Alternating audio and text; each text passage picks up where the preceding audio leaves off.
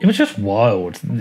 It's really hard to explain it to an outsider. These cryptocurrencies just kept going up in value, just every single one. It didn't matter which one you bought, it just went up. And turning $30,000 into over $1 million in the space of 10, 11 months, it was hard to get your head around. I was very lucky and I got in early, and it wasn't going to stop at $1 million. I was going to make 5, 10 million. Yeah, it didn't work out like that, but I just got swept up in it all.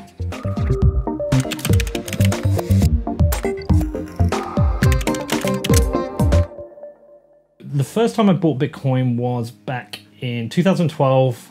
One of my friends phoned me up and said, Pete, there's this website you can buy drugs. It's like Amazon, but for drugs. Weed, heroin, cocaine, crack, like every single drug you could think of. I was like, okay, I'm gonna buy some weed. But I had to get some Bitcoin.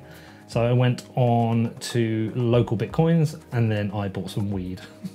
And it was a bit like, this is mental. And then at the end of 2016, my mother, sadly, she was dying. She had ovarian cancer, and we wanted to treat her with cannabis oil.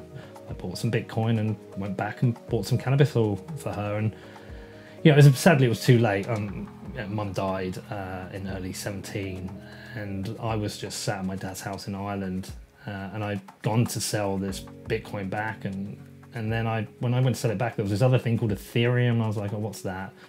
Did some Google searches, and it seemed to me like there was this new flourishing crypto industry, whereas before it was just Bitcoin when back in 2012, 13. Ethereum is the do-it-yourself platform for decentralized programs, also known as dApps, decentralized applications. And I was like, okay, this sounds kind of interesting.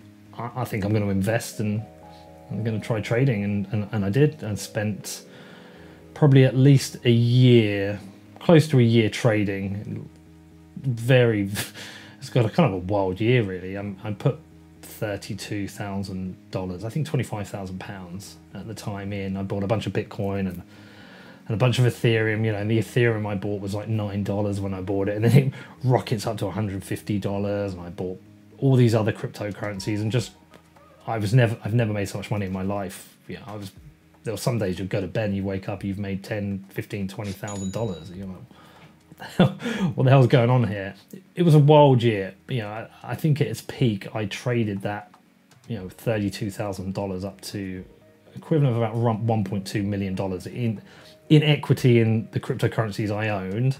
It was really hard to pick a losing coin back then. We suddenly got a lot of money. It gives you a lot of freedom, and I was traveling out to America a lot. I bought a new car, I bought a watch, I was treating my family to things, I was giving money to my family, I was going out to dinner. I was just living this really kind of good life. And maybe I'm an absolute idiot. Maybe I should have recognized it. Maybe I got greedy. I just wasn't overthinking it. Honestly, to answer how I was going to spend the money, truthfully, it's really embarrassing. You just sound like a dick.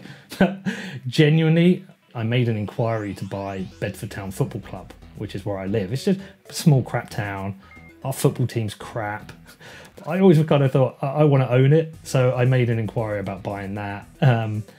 Just stupid, moronic things, really.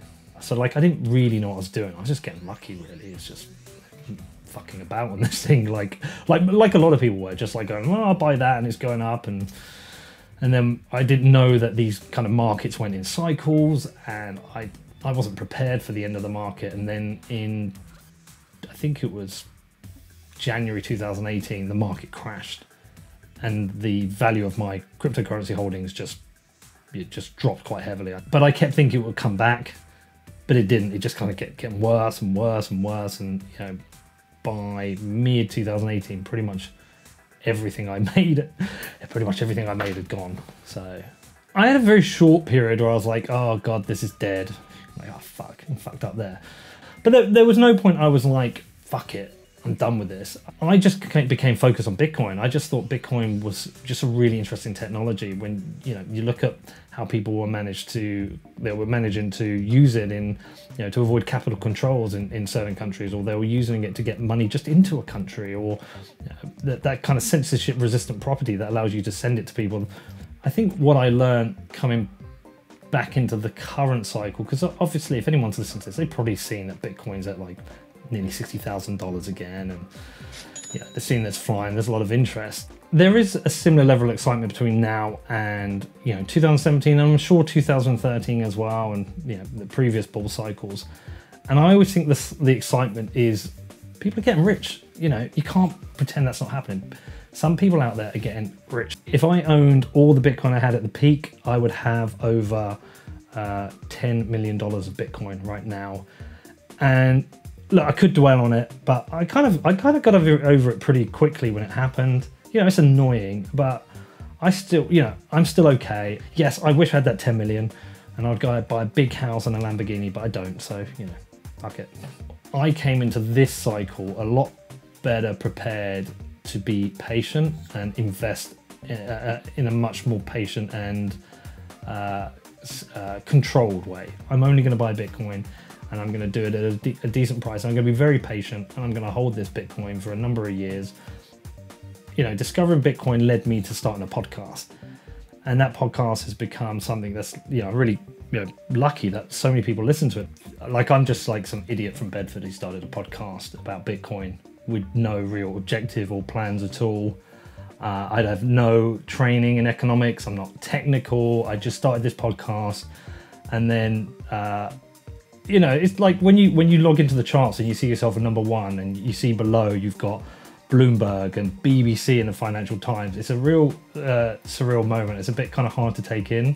Sadly, I've never made a lot of money with Bitcoin, but I know a lot of people have, and I'm just going to go around to each of them and say, I need a bit of money from you and a little bit of money from you, and what a great story. We could turn Bedford into the Bitcoin football club, and we could try and get them in the Premier League. I'd love to do it. I don't know what would happen. It'd be amazing if I could, though. It's just changed my life immeasurably. I'm pretty sure I'm going to fuck it up at some point, but before I do, I'm going to try and enjoy it as best I can.